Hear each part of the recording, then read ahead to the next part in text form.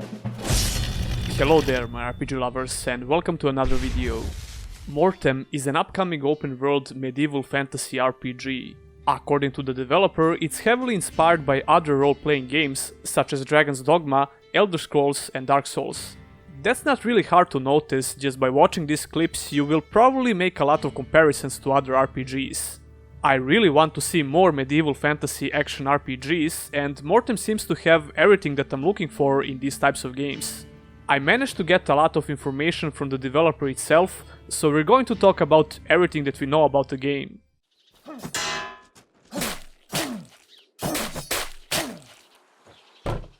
But before we get to the video, a quick word from today's sponsor. Raziel Dungeon Arena is a free-to-play hack-and-slash RPG for Android and iOS devices. This game features a single-player campaign with full voice acting and high production value. You can also play it in co-op and raid dungeons with your friends, team up in co-op tavern boss battle quests, or explore the world and find random quest givers. It's a dark theme mobile game that focuses on dungeon crawling and defeating bosses. The game has over 60 dungeons and a tag team battle system where you can mix and match heroes to find the best strategy. You have 5 different characters to choose from, each with their own unique background story and skill sets. For example, the Guardian Knight offers a paladin-like gameplay style, the Puppet Master is like a necromancer, the Berserker is your typical warrior, and so on. No matter what style of gameplay you prefer in these types of games, at least one of these characters will probably suit your playstyle. You'll be able to make a unique build as well, and as you would expect from an action RPG, you will have a lot of loot to find and complete armor sets. This game has a diverse set of environments, including dismal swamps, forbidding deserts, desert plateaus, and haunted forests. Indrasoft, the developer of this game, is launching Raziel in September of this year, and it's the first game they ever created. If you are interested in this game and you want to download it, please use the link I provided in the description. Since we usually start these preview videos by talking about the story of the game, let's continue in the same fashion. Here's what the developer had to say about the background story and the lore of Mortem. Many years ago, there were a specialized unit of sorcerers who managed to control and wield the power of magic, making the kingdom the most feared across the land. Due to the corruption the magic caused, the sorcerers craved more power until they were consumed, turning them into magic-craving nightmares. From this point on, the use of magic was forbidden across the kingdom until a high lord to the king raised a rebellion and brought the kingdom to its knees, wielding the forbidden power. Since the fall of the kingdom, raiders have settled in more parts of the world, causing havoc to nearby towns and villages. These disloyal soldiers serve no flag, which grew stronger as more and more soldiers fled from the Great War and sought to fend for themselves. You are a soldier of the king's army and are given a task to learn and wield the arts of magic and use it against the High Lord and his army. You must explore the world to find hidden sorceresses to absorb its power, gain its strength and learn how to wield it. That's everything we have about the story in Mortem so far. Basically your main goal is to defeat the High Lord and you will start your journey in the final standing castle in the kingdom. When it comes to the locations in the game, Mortem will have towns and smaller villages that are still loyal to the king. You can take refuge in the return of completing tasks. These tasks can range from defeating a nearby raider camps and forts, killing a monster that is causing havoc to the settlement, to protecting caravans to deliver goods. Speaking about quests, you won't have quest markers on the map. Instead, you will have to find your way around by asking for directions. You can come across NPCs on the road and ask them for help, but some will not know the way or just refuse to answer. I'm a big fan of this design decision, and if it's done properly, it can make quests a lot more interesting. As you would expect from an RPG, Mortem will have dungeons and caves to explore, with different monsters, bosses, secrets and loot to find. The exploration in the game is also really important because of the magic shrines that you can find. These shrines are scattered around the world and they will play a big role when it comes to the character development.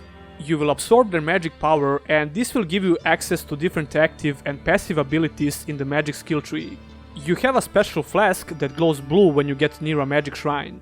What's interesting about the usage of magic are the nightmares that you can attract.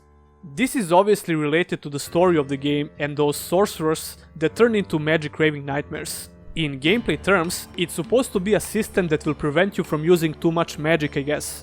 The same flask I mentioned above will glow red when nightmares are coming. The character progression in Mortem has an improve on use system. The more you use a certain weapon type in the game, the better you become wielding it and you get to unlock more abilities. The developer is planning to include 4 weapon types in the game, each with their own unique line for progression. You'll be able to equip 2 weapon types at any particular time to further add to the build development. While exploring the lands of Mortem, you can find magic runes and you can use them to infuse your weapons. They will allow magic to be channeled and they can also boost your stats. Now let's talk about the combat. As quoted by the developer, combat in Mortem is action-oriented. The design I have chosen to reward the player for aggressive tactics, using the weapons for their full potential, which complemented with aggressive abilities such as the dodge strike, for example. A successful dodged attack heavily increases the counter-attack damage. Players can parry, causing attackers to stumble off balance, and with a magic buffed shield, even block the heaviest of attacks from monsters and also dodge roll. Healing will be scarce in Mortem to add to the danger of the world. Abilities will be unlocked to drain the energy from enemies in return for health and magic, which is currently a riposte and a finisher ability. Players will be able to eat food to slowly replenish their health in between encounters, but to fully heal, they will have to return to a safe area such as a village or a town. A character attribute will increase the amount of max health you can regen outside of a safe area. From all that I could see so far, the combat does have the potential to be really enjoyable. It seems like the developer has a good idea for how the combat should work in general, but I'll have to try it out for myself before I can talk more about it. I really like how the developer is talking about the healing, because the way you heal in these types of RPGs can make or break the game. If the combat is relying on the player reaction time, the healing needs to be on point. Not just healing, of course, the controls, the sense of impact, enemy variety, and a lot more things. Mortem is supposed to have numerous monsters to fight that were once under control by the king's regime that have been left to roam the land. There are locations with world bosses which will trigger world events such as attacking a village or a band of troops trying to take it down and request your help. So I guess the enemy variety won't be a problem in Mortem, but we'll have to wait and see. As for the development and the roadmap for the game, Mortem in its current state is basically in pre-alpha stage. Believe it or not, it's being developed by only one guy, but he definitely has plans to involve more people in the project.